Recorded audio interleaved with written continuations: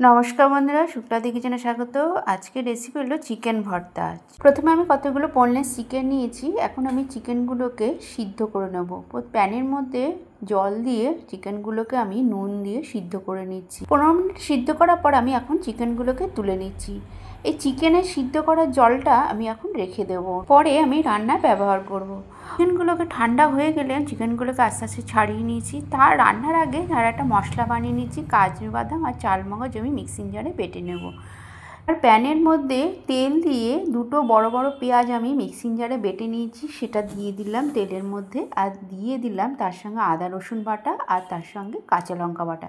এই সব কিছু নেড়ে চেড়ে তার মধ্যে দুটো টমেটো আমি মিক্সিং জারে বেটে রেখেছিলাম, সেটাও আমি দিয়ে দিলাম। দিয়ে ভালো করে কষিয়ে নিয়ে লঙ্কার গুঁড়ো, জিরের গুঁড়ো, ধনের গুঁড়ো, পরিমাণ মতো লবণ দিয়ে দিলাম। দিয়ে ভালো করে নেড়ে চেড়ে কষিয়ে ওই সিদ্ধ করা চিকেনগুলো এর মধ্যে দিয়ে দিলাম। দিয়ে আবারও ভালো করে নেড়ে চেড়ে কষিয়ে নিয়ে ওর মধ্যে চিকেনের যে জলটা ছিল সেটা দিয়ে দিলাম।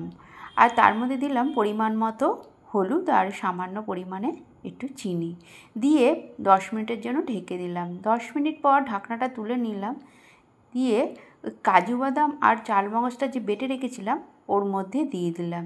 আর তার সাথে দিয়ে দিলাম টক দই। আর দিয়ে দিলাম দুধের সর একটু ফ্যাটিয়ে রেখেছিলাম, ওটাও দিয়ে দিলাম। আর আপনারা চাইলে ফ্রেশ ক্রিমও দিতে পারেন। আমার চিকেনটা একদম রেডি হয়ে গেছে, নরমও হয়ে গেছে, সিদ্ধ হয়ে গেছে।